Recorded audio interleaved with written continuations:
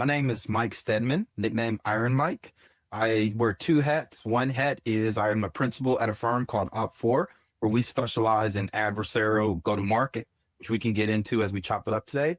And then also I have the privilege of being a venture partner at Context VC, where we do early stage investing into startups across the board from, defense tech to, consumer tech, really industry agnostic. We do have a strong bias towards military veterans, but we invest in any and everyone. You were in the Marine Corps for a while, and I'm curious, what was the moment you decided to make the leap and build something of your own, become an entrepreneur after leaving? Yeah, so I was actually a Marine for about 5 years. So I was an infantry officer deployed to Afghanistan, Japan, and the Philippines. Before that, I spent basically 5 years in I was still in the military, but I was in like a student status. We call it midshipman, right? So I did 1 year at the Naval Academy Prep School in Newport, Rhode Island, and then 4 years at Annapolis. But I remember the day I made the decision, I knew I was going to get out the military. I was in Afghanistan. I was at my patrol base, and I was just like, this is not it. Because when you're in those environments, you do have the opportunity to kind of reflect and think, et cetera. Because there is a lot of, you're not just, kicking indoors all the damn time, right? There's downtime. And it was just, I just remember being in Afghanistan and thinking to myself, I don't know if this is what I want to be remembered for long term. I just felt like there was so much more to me than being an infantry officer. And if this was if God forbid something had happened to me out there, I just did not want that to be my sole legacy. And so that's how I knew I was going to get out after that first deployment. And then the second thing was I had always wanted to start a boxing gym. I boxed at the Naval Academy. I was really good at it. And I knew that when I got out, I wanted to start a boxing gym. But going full entrepreneur, I mean, were you exposed to entrepreneurship growing up or anything like that? Usually it's I'm gonna get out and I'm just gonna do something simple. I'm gonna live my life. You chose arguably the tougher option. It's funny you say that. Looking back, what I saw, I didn't know it was entrepreneurship. I thought I was just struggling. I was raised in a single parent home, and my mom was always trying to do different things, but I will classify that now as entrepreneurial. You know what I mean? Where back in the day, the Mary Kay parties, Mary Kay, the makeup stuff, right? She was trying to figure it out. She did a flower shop. She was trying to figure it out, but there was no teaching for me in that moment. It was always just kind of watching people kind of start stuff and then it fizzle off and start stuff and fizzle off. Right. And I didn't have context then, but no, I mean, for me, it's I didn't want to, if you would have told me what I'm doing now, I'd have told you were smoking crack. There was no way, it just kind of happened, right? It was like an evolution. Was part of what I talk about with adversarial go-to-market, a big component of this category. And, when I got out, I wanted to start a boxing gym, and I didn't realize there was no money in boxing, let alone amateur boxing, let alone free amateur boxing for inner city youth and young adults. And so I knew that kind of going into it of hey, I know I want to start a nonprofit. I was full of piss and vinegar, but once you start to enter different seasons of life, you want different margin. And I'm not just talking about margin in terms of money, margin in terms of freedom, autonomy, and all these kind of different things. And so, it's just been a natural evolution. It's I started in this one area, which got me exposed to building something. And then I got creative ways of okay, well, how do I earn income for myself? And then it's okay, well, now how do I earn income for myself and enjoy it? And so it's just been a natural progression. How'd you fund the gym? A free boxing gym for inner city youth in Newark? I mean, there's no revenue stream there, right? Is it donations? How'd you do it? I knew I wanted to do amateur boxing and competitive amateur boxing. And so I looked at my category basically of other coaches and things I respected. And I noticed that all of them had gyms inside recreation centers. So they would collab with the city in some kind of public-private partnership. So right off the bat, I knew that was the angle that I was going for. And so long story short, I was able to partner with the city of Newark to put a boxing gym in one of their recreation centers. And then in terms of the equipment and everything like that, I just funded through my personal network and then end up setting a nonprofit funded by veterans.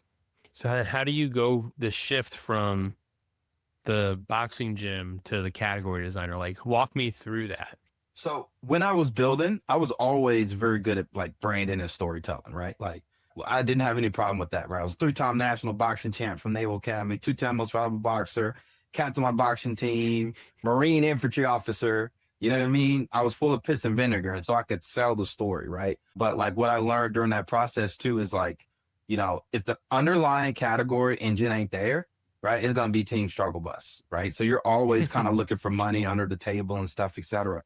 Versus when you get a category that's like emerging and it's growing, it's like, it's a lot harder, right? So on one end of the spectrum, right, because I was a veteran, I was doing boxing, it stood out from like 99% of the stories that most people heard. So instantly, I own people's mental real estate. What I tell founders though is businesses fail for primarily two reasons.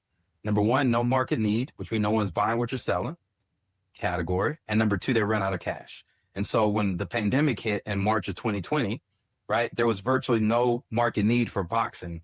And at the time, I had left my full-time job in 2018 to focus on the gym kind of full-time. And I had set up a for-profit component, basically teaching boxing to CEOs in New York City. And when the pandemic hit, like, I remember the day they canceled the NBA, I was like, I knew it was a wrap for me. But I had been tinkering on some different things like podcasting and more kind of like, brand marketing, brand strategy, et cetera. And I saw an opportunity to basically create podcasts for companies and entrepreneur incubators and accelerators, places I had built relationships with and organizations with while I was building my gym. And so like my thought process is always like, and I didn't realize it at the time, but I was thinking category first, everything else second, so it's like, okay, everybody's going online right now. A lot of these programs are going to need to create educational content. I had taught myself how to podcast. Can I white label this podcast and offer it as a service to, org? So just like you would hire people to build websites, I was like, hey, I think there's an opportunity to hire me to help them build out a podcast. Because back then it was super mysterious. You remember, right? Like people would be like, yo, how do you upload it? How do you do all this stuff? Like people had no idea. And then around that time, I came across this book called Play Bigger, How Pirates, Dreamers, and Innovators Create and Dominate Categories. And then once I read that book, I knew that was my future. I was like, I could instantly see it because good writing changes the way you think, And it was like the first exposure to me of like this concept of like category design, et cetera. And I tweeted the author, Christopher Lockhead, like right after I finished the book. And I was like, hey, I think this information is amazing. I was like, I think this could really help a lot of veterans and, underdogs and misfits. That's my dog whistle for Black and brown folks, in the anti-DI age where everybody's catching strays. And he tweeted me back and said, call me. And we talked for like 2 hours. And then he just pulled me in his ecosystem. I got to go visit him at his house in California. He ran me through a couple different courses. He was always sending me his books and stuff. And I just took it and ran with it. And so what I found myself doing is using podcasting as essentially a Trojan horse from about 2022 to about 2024 for category design. And then in 2024, I flipped the script and just start to lead with it all together. Damn, that's awesome. I remember when I came across Play Bigger, I had a similar like aha moment. And you're actually not the first person on this show to talk about Play Bigger and like that book being a turning point for them. It's funny you say this, like I DM'd Lockhead on LinkedIn after I read it and I started my business, my consulting company, and landed my first client. And I was like doing adjacent work. I wouldn't call it category design, but just adjacent work. And I was like, bro, I fucking did it. Like, thank you. And he was like, I didn't get to go to his house, and hang out with him, but it made a massive difference. So I totally get all that. Should we define what category design is so people like understand, or you think they're pretty well read? I work with a lot of tech marketers and they know like our former tech operators. And so I think they're well versed in the idea because basically every tech company is trying to do it. But I think it gets a bad rap in a lot of ways. And it's almost like a caricature of like what they think good marketing should be if they're not creating categories. So I'm curious on your front. It's like, well, like, I think the more powerful thing here too is like category thinking. Like you need to understand that category comes before brand in order for like category is like the mental hierarchy in terms of how people buy and make decisions. So it's funny, right? Once you start getting exposed to like a discipline or training, right, you adopt, right, like the primaries, understanding and language. But then over time, it's like the Luke Skywalker approach. It's like now you become in your own lane, right? And really what it is categories are just economies, right? Like I remember I was watching a piece on LeBron James and it was talking about the economy of LeBron James, right? The shoes, the reporters, the networks, right? Like all these people that have eaten off of LeBron James, like reporters that have literally followed him since high school, like all the way up, you know what I mean? Till now he's a rock star, right? So think of it like that, right? And when I tell people around categories, particularly for like your audience, like how solo scale, et cetera, fractional is a dirty word because what people think they're saying hearing is like everybody quits their job or they start to go on the solo consultant and they say they want to be a fractional CLO or a fractional CMO or this, whatever. They think they're saying to the market, right? Like, hey, I'm super flexible. I can come in and out and work on some projects and yada, yada, yada, right? Get my expertise. But that's not how the market defines fractional. Market, for most people, at least for the buyer, is like, I can't afford to pay you full time. I'm going to hire you at a fractional basis at a fixed market rate, by hourly rate, and then et cetera. So what ends up happening is just by default alone of you describing yourself as a fractional X, Y, and Z, it's a trap because you didn't define that category. As opposed to taking a step back and saying to yourself, like, look, I have this skill set, I have this specialty, right? Like, what makes the most sense to describe or package or whatever else in a way that like doesn't put me inside somebody else's box. It's like you literally get to create your own box. And so to me, that's where I think about like what category design is. And you just see traps all around. And so for me personally, like anytime I'm looking to build a business or anything, I always start with category because that's the underlying economic engine. I'll give y'all a quick example, right? I went to like 6 or 7 defense tech events last year. Stanford, Harvard, we hosted one at the Venture Fund. I went to JP Morgan in New York City, et cetera. I'm talking to everybody at these events. I'm like, oh man, how long y'all been doing this? They're like, oh, this is the second year. Okay. What happens, right? These are like thousands of people at these events. You start reading the news, defense budgets going from 1 trillion or whatever to like 1.5, you're seeing all these startups and stuff enter the space. I see an opportunity right then and there. Defense tech CMO, defense tech marketing, defense tech, et cetera. And so what you're doing is you're not necessarily looking at the past. You're kind of looking to see like, hey, where's things headed? Like, where's an opportunity? And then how can you carve out a space within that?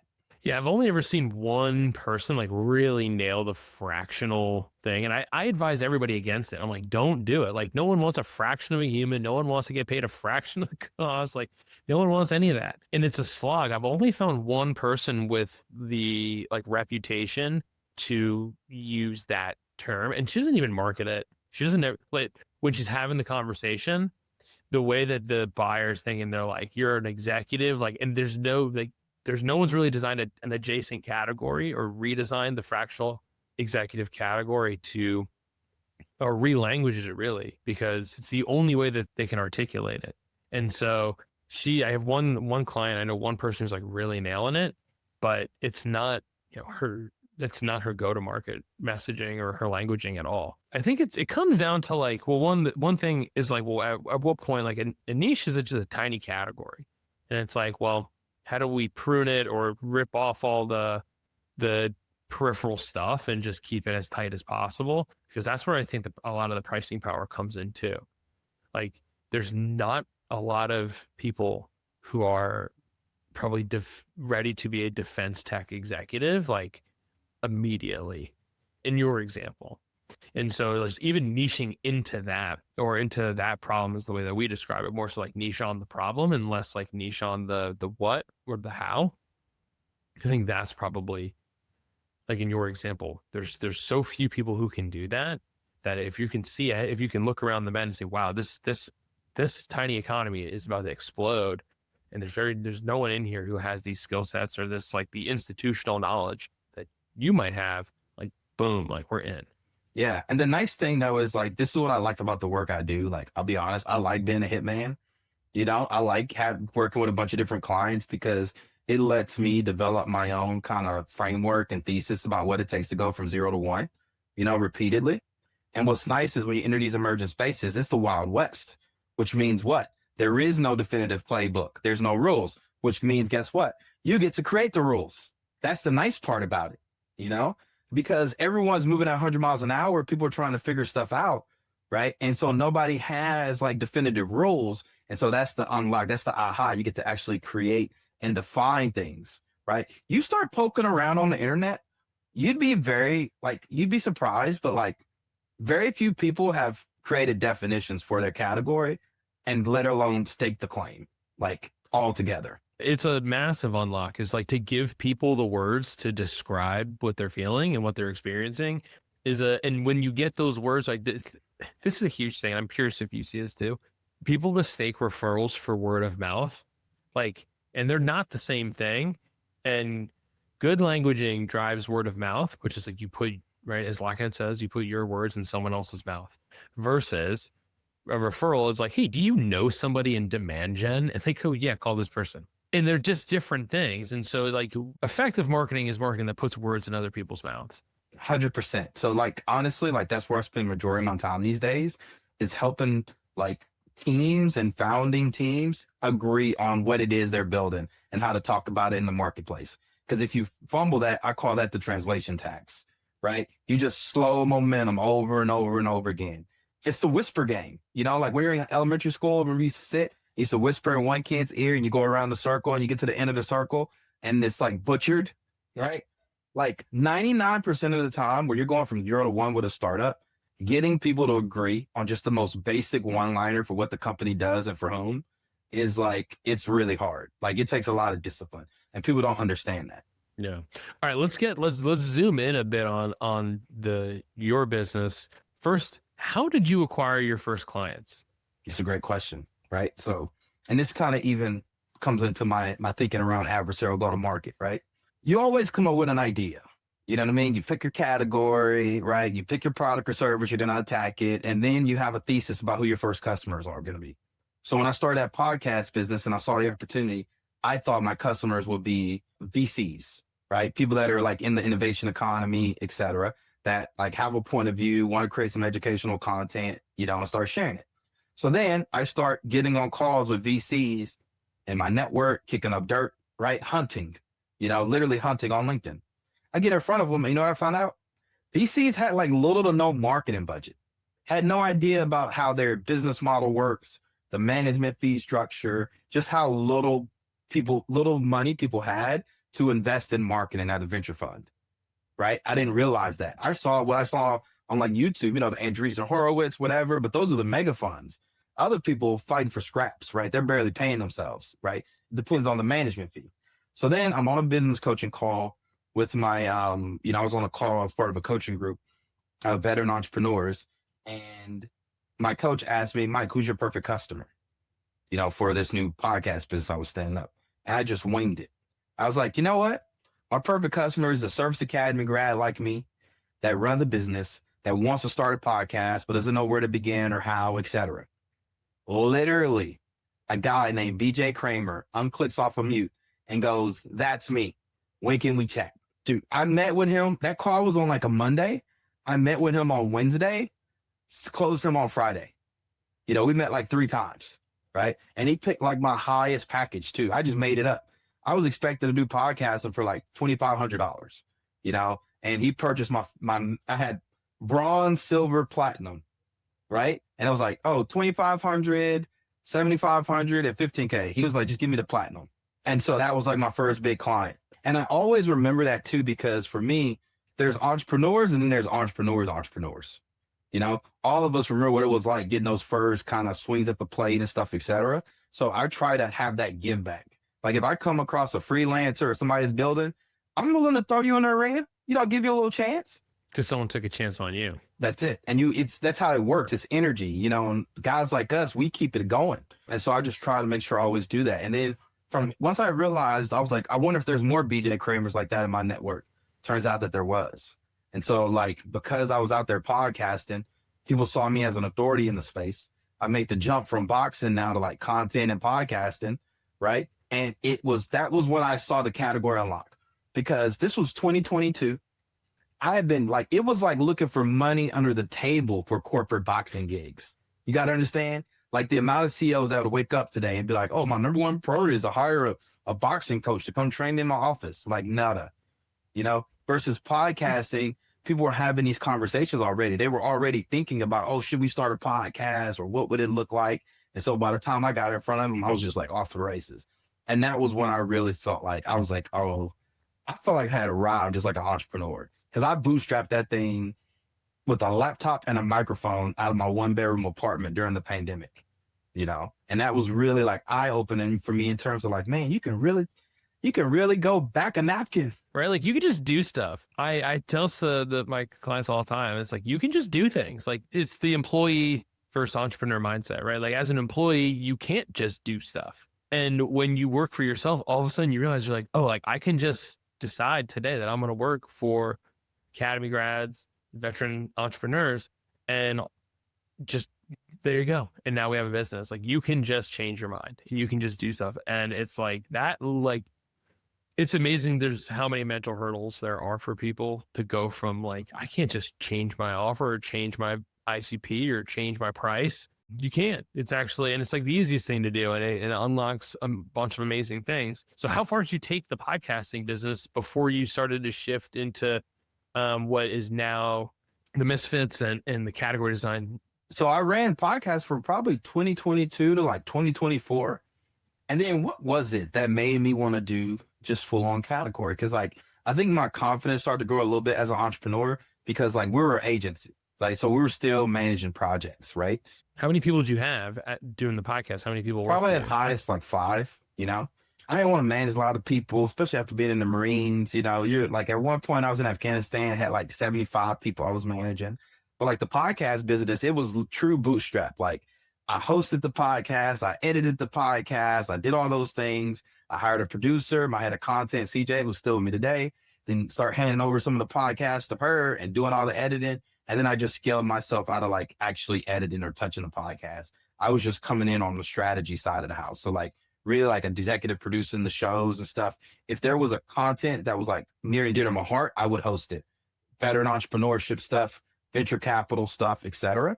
But I think we got to the point to where it was just like, I don't know what it was. I need to really kind of sit and think about it. But like, I just start to really think of myself as like a knowledge worker, like a creative capitalist, like writing and sharing my thoughts and like having a point of view on different things. And then I just made the decision of like, no, actually what it was, the category of podcast shifted in 2023, right? So like there was this time where like Gimlet Media and a lot of the big podcast brands start to collapse.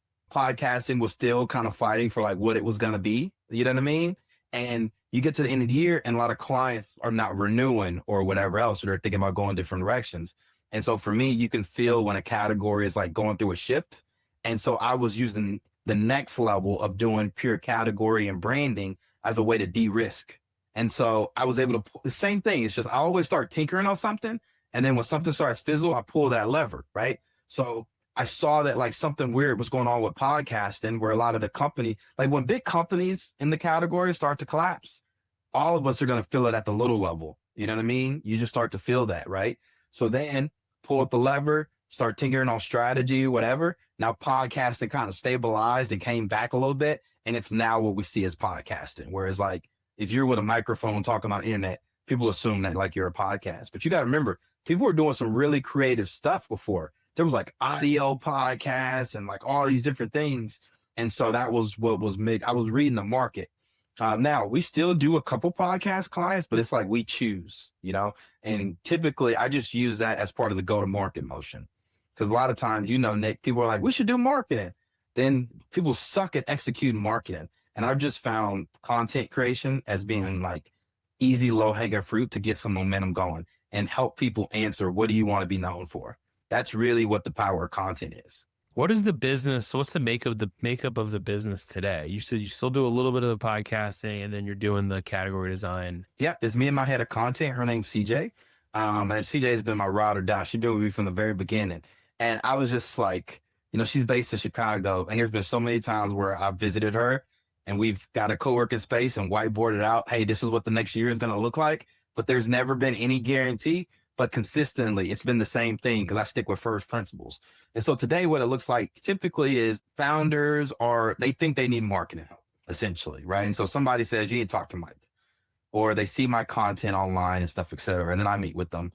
And the first thing I do is I red team them. So I have a process where it's like $1,000 refundable.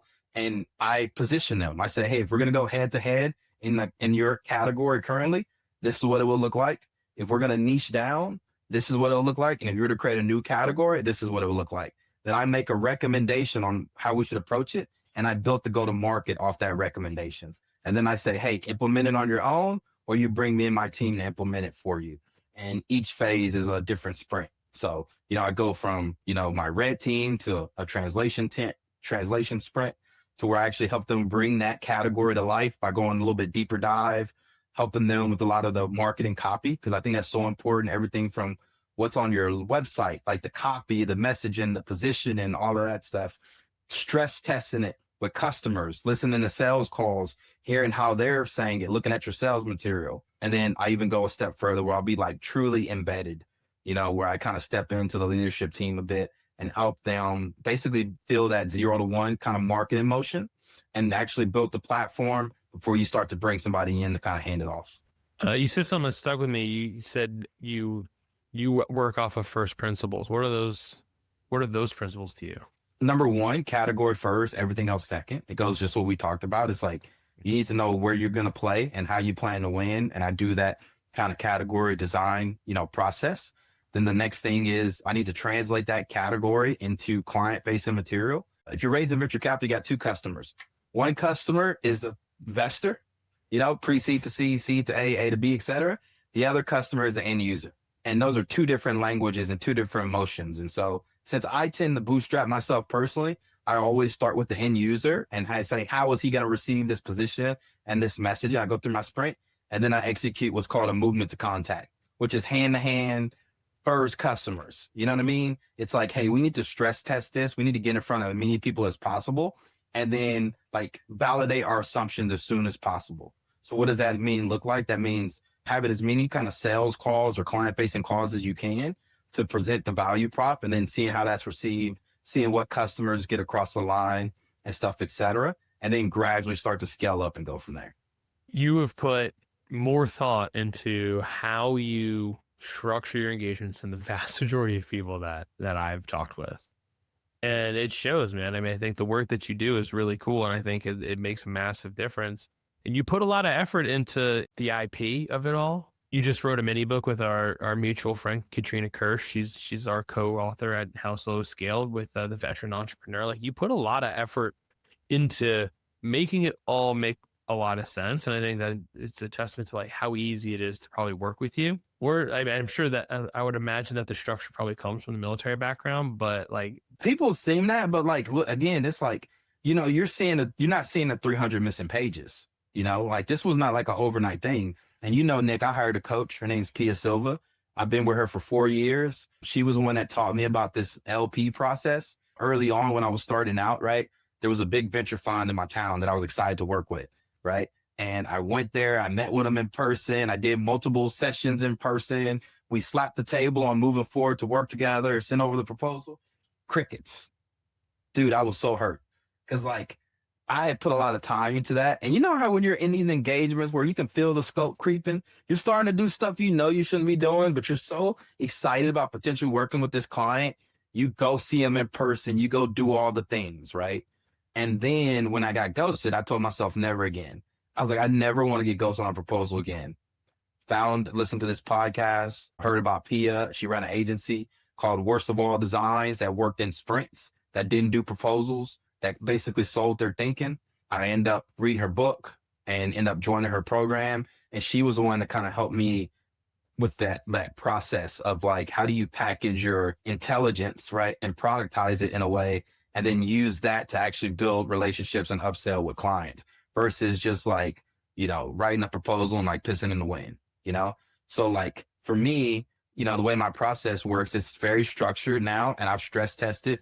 Like I ran my AI on my computer and I asked it, dude, I've done it like 75 times at this point. I was like, go through all my files and stuff. How many of these red teams have I done? 75. So like, that's a lot of swings at the plate. You know what I mean? And it's like to the point to where like, I know it gets people across the line. And so I just have a process. So you just feed my process. And I will tell you, like, I will say like, even when I'm hiring other contractors, vendors, whatever, it does show when people have a process. Because people ask, well, how do we work together? What's your pricing? What does it look like? Whenever people are like, oh, it depends. I'm like, I need to hire like a Nick or something. But people don't realize I'm trying to do calculations in my head from a cash flow perspective.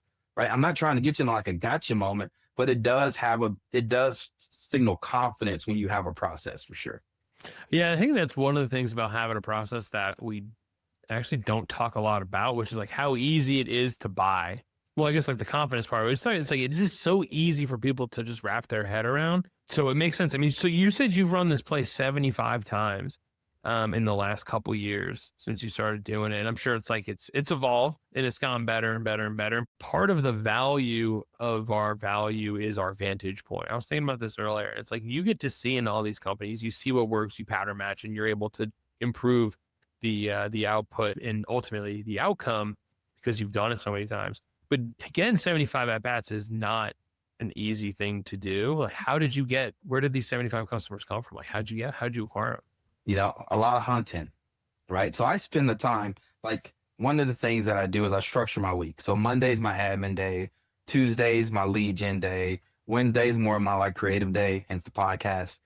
Thursday, right, is kind of like my kind of networking. Let's grab coffee or whatever. Like I'll have a little bit more white space, go get a haircut. And then Friday, I tend to finish strong. Well, early on, when you're first starting out, right, I might have to have 2 lead gen days. So it's like Tuesday and Thursday. That's literally me scrolling LinkedIn, scraping, jumping on calls, shaking hands and kissing babies. After a while, once you start getting clients, you know how it works, right? Like I can condense it to just one day. So like yesterday, I probably had like 6 or 7 calls, if that. And then when it's throughout the week, I'll probably have 11 total, maybe more, maybe less, etc. Which is why I came up with the idea for movement to contact, because, you know, like in the military, when you don't know where the enemy's at, right? We just know he's in the woods somewhere. We get in a formation called a movement to contact that allows us to just off of where the enemy's at. So it doesn't matter if he hits you in the back, in the front, on the side, you can always to adjust. Well, I use that languaging for my work to describe a movement to contact as 10 to 15 calls a week, you know, 2 to 3 LPs a month, right? Or a week, and then contracts sent, basically, you know? So for a startup, it could be like, you know, number of calls, number of demos scheduled, number of contracts set each week. And that's just the process I do. And it's like, I can tell, right? Like I need to have a certain number of conversations to keep customers, you know, coming through, right? Or typically, right? If I want to go get a customer, I kind of have a rough estimate of how many conversations I need to have for the most part, right? Now we have marketing, there's content that definitely helps with that and stuff, etc. But like, I know how to go get customers is what I'm getting at. And I have a process that works. And then I just start teaching that to my clients too. And so I even built a little app for it called Movement to Contact. And I use it to just go get customers. It's a ridiculously simple way to validate any business model in like 30 days or less. And I think it's really good for creatives because they tend not to spend enough time on the actual hunting process. Dude, yes. 100%. The way that you described your days, you were like, Monday's this, Tuesday's that. And then you're like, oh, well, in the beginning, I had 2 lead gen days. I thought you were saying in the beginning, and this is what I find, and this is true for myself, which was like in the beginning, every day was everything. Yes. You're like, I'm just going, I'm just doing, there's a to-do list, but like, it's just growing. Like everything needs to get done. So to have the structure and to be disciplined to actually see it through, like, I can't tell you how many people it's like, well, how much time do you spend trying to start conversations with anybody, whether it's networking or potential like prospect or something? People are like, none. It's not only that, right? It's also discipline in the process. You know, so like, again, people think they need marketing. Then they bring me in to help them. And I realize they even got a sales process. If you catch a fish, what are you going to do with it? You going to throw it on the grill? You going to throw it back in the water? Do you got a one pager? Do you have a presentation? Do you have a touch point email? Do you have a follow-up email? Do you got some free resources you can send? How are you nurturing them? So it's like everyone, I tell people all the time, everyone you meet with, best case scenario, they become a client. Worst case scenario, they become a referral source. If you have a good one-liner, you know, and you have a good process for activating. So if I meet with 7 people and I send all 7 of them, if all 7 of those people, regardless whether they become a client or not, get some wisdom or some gems, or I help them on the call, right? I just activated that person. I send them some free stuff, post email, thanking them for making time to chat or whatever, tell them a little bit more about my process. if it's not right now, maybe they think about me later. And then, oh, by the way, they go on my newsletter, my Substack, and they get nurtured, you know? So it's like being disciplined myself with the process, you know? I have a whole process I mapped out, and it's like, it's night and day. Like usually if you ever catch yourself in a lull or something, sometimes go back and look at your process. Be like, am I putting myself in the best possible position to win? Am I spending, 1 to 2 hours on lead gen this week? Did I send my follow-up emails? Did I do all the things that you think, are going to be successful? Because success is a lagging indicator.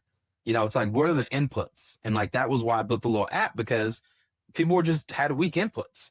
It's like, show me, like, oh, I'm having trouble getting customers. Show me your calendar. How many conversations you have this week? 1.5? You can't build any business in the world like that. You can't raise any capital in the world like that. You need a minimum of like 5 to 10 at least a week. At least. Preach, dude. Because I think people have this idea that like the business like will just show up.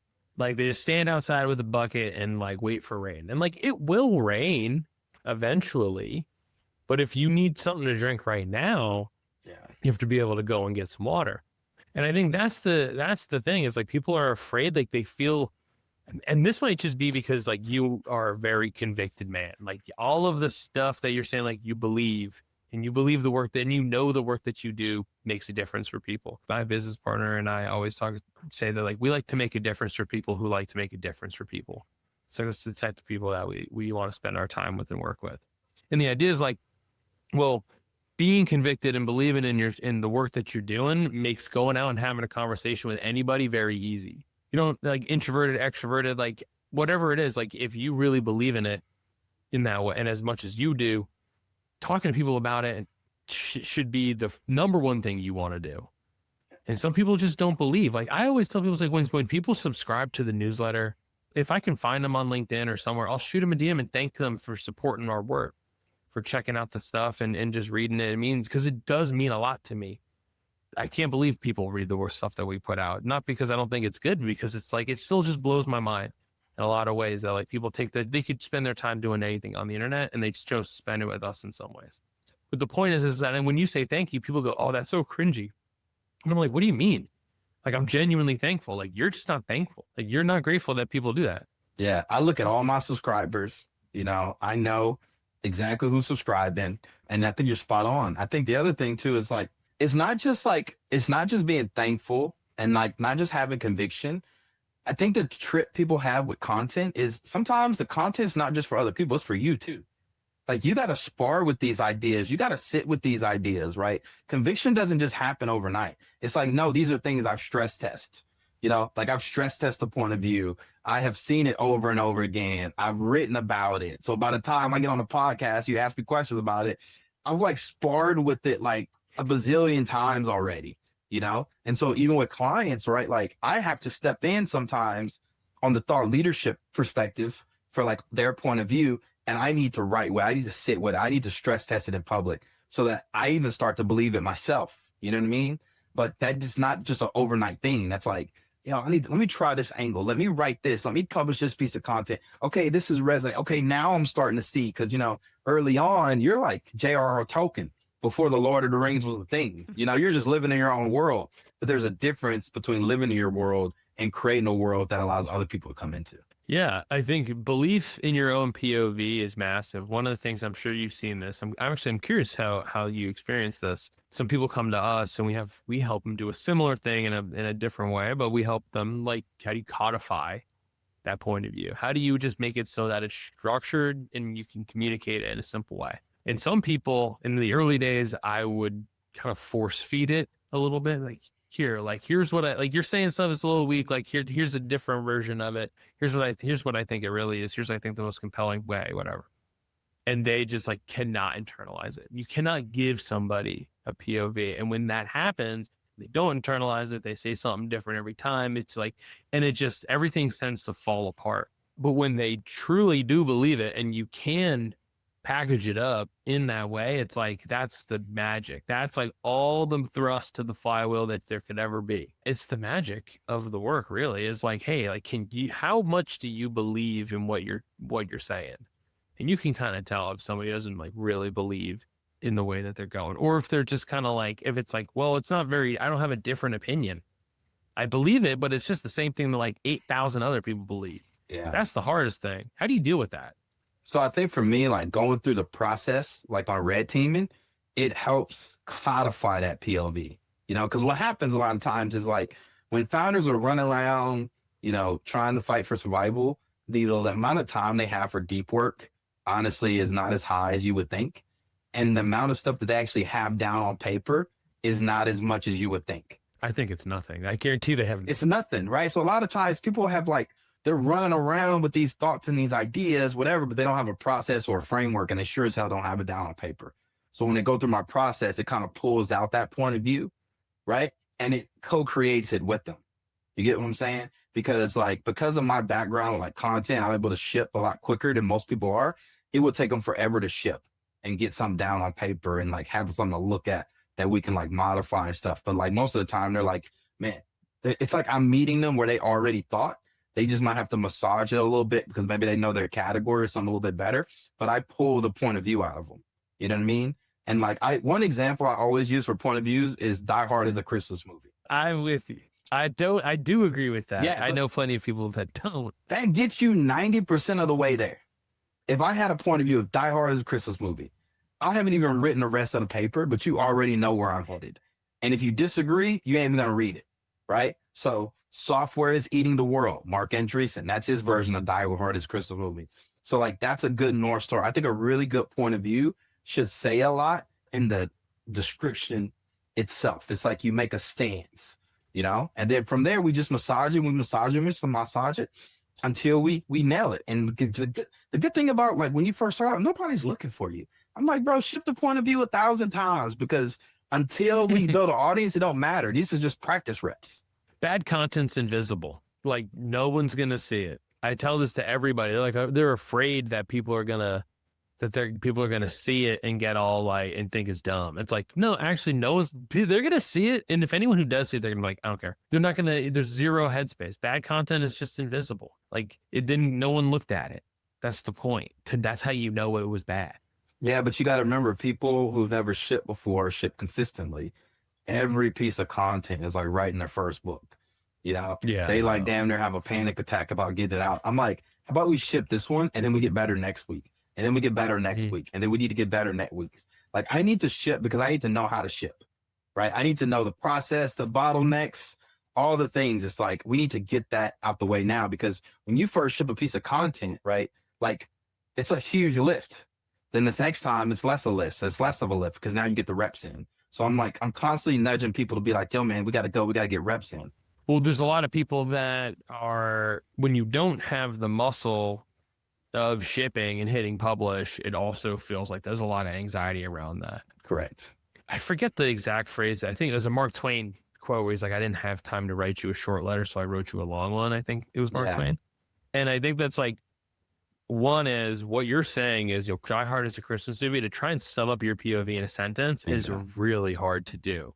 Yeah. It is really, really hard to do. It's easy for them to write a couple thousand words on it. It gives them the canvas to add all the context and the nuance, which I think is like that's part of the thing. It's like we gotta aerate this and prune it over and over and over again till you get to Die Hard is a Christmas movie. Yeah, I tell people, so right now, let's talk category, right? There's a big push for storytellers. Corporate is hiring storytellers. You know why? Because even with all this content out here, people can't remember jack. But guess what? People remember story, And so part of what I have to do is I got to make people tell our story when we're not in the room. That's why I always lean towards smart brevity. What's a good one-liner, right? Because if you have a good one-liner that's simple and easy to understand, it's like, oh, what do these guys do? Oh, they help solo scale. Tell me more, But if like you fumble that first point, and you get to the end, it's like, what do they do? I'm like, I don't really know. They kind of got this newsletter thingy majiggy. Like, I'm not sure, And so that's the big part of what I do is like, how do I help get customers and investors across the line when you're not in the room? I like that. Like looking back, what's something you would have done differently? Man, learn sales earlier, man. Learn sales earlier. That was like skill. It is the skill. It's the skill, and I tell, like, I just wrote this on my LinkedIn today. It's like, especially with AI, ideas aren't enough. People want to know you can execute and get customers, And that doesn't solve a lot of things, but it like the majority of entrepreneurs I talk to really have trouble getting customers. You know, I just think if you understand, like if you can understand that, like, yeah, you can have the greatest idea or product in the world, whatever, but if no one's buying, if you don't have the sweet skill to get people across the line, if you can't build a sales process that's like repeatable, like you're always going to kind of struggle. And I think now with AI is like you're going to see a lot of people vibe coding apps and building stuff that's so amazing. Can they get customers to adopt it? That's a whole different ball game. And that's also a soft skill too, of like creating confidence on the call, on the spot. Like little stuff like, oh yeah, let's do it. Send an invoice right away. Like all these little things that I had to learn over the years. I was like, man, if I would have spent my first like year sharpening the axe on that alone, it could have been a different, story. I still had a great time, but it's just like, just looking back, and I just see that's one of the biggest weaknesses of entrepreneurs is like ideas die because they can't get customers. They say I hate sales, and when someone tells me I hate sales, I think you only hate it because you're not good at it. You're probably not good. Like being able to fix that for people is the number one unlock, probably across the board. They say they hate sales because they haven't got enough reps in. It's like people understand how many swings at the plate you have to get. Once you start like getting lots and lots and lots and lots of, like I said, I had 75 of those things done, but you have no idea the amount of people I've had to talk to, rejection, no's and stuff, etc. But now I just know it comes with and I don't take it personal. It's like, you're just not a good fit. It's fine, but you got to get a lot of reps in. Mike, let's end here. What's next for you? What do you want to build that you haven't built yet? I think I'm excited about this category, adversarial go-to-market. I'm working on it like as we speak, and I just see the opportunity to combine in, category design, because even within that, right, category design is great. Category design for vets is great, but I also kind of come into my own a little bit, taking some different methodologies and stuff. And like, it's a mentality of like, the market owes you nothing. You got a great idea, prove it, get customers, and so I definitely like have that philosophy and that mindset of like, it's going to be a knuckle fight, to get customers across the line. And I like to prepare founders for that early rather than later. So like, I definitely think that that's like an energy I can bring. It's like, hey, we're all slapping each other on the ass and high-fiving here yet, but like, we're in a whiteboard room drinking mocha lattes. Out there, that's how a kettlebell turns into a doorstop. It's like you have this like vision of what you think this product's going to be used for, but then you get to market and people are using it for something completely different. And so rather than like run from that, we got to embrace it. How did you know, man? That's hilarious. I used my kettlebell as a doorstop yesterday. Yeah. The wind blows it open. Mike, I love adversarial GTM. I think that is awesome. And I think you articulate it well. Dude, it has been a total blast jamming with you today. Thank you for coming on the show. Thank you for jamming with me. I know more people feel seen on their own route because of my man. So it's been a pleasure. Appreciate it, man. Thank you.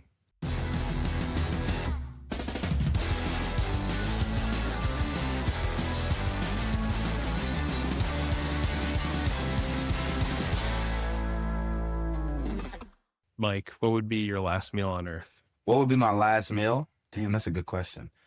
It doesn't mean you're dying. It means like maybe you're leaving and you're going to live on Mars. Like, I don't know. It could be anything. So I live in New York City. I live in Harlem with my fiance, Simone. And there is a banging Korean barbecue premium steakhouse here called Cote. And like whenever I sign a big client, right, or celebrate a big win, it's like I want to go to Cote, right? And I learned that from my business coach like 5 years ago, 6 years ago. He was like, celebrate the wins, and we can talk about why that's important to do that, because there will be lulls, you know what I mean? But that's my go-to, right? Nice dinner, Cote Steakhouse, New York City. I'm good. Cote Steakhouse, like, because they don't have the Cote Steakhouse on Mars. Like, it's not coming. I respect that. This spot is like premium. I'm talking about like, it's hard to get reservations. You got to book it out in advance, but it delivers from like the ambiance, the scene, everything. It's great. All right. I like it. I'm gonna check this out. I was expecting you to go like more traditional New York and be like, this is a pizza place. No, I'm not a New Yorker. I'm from Texas. I just happen to live in New York. Maybe I am a New Yorker now.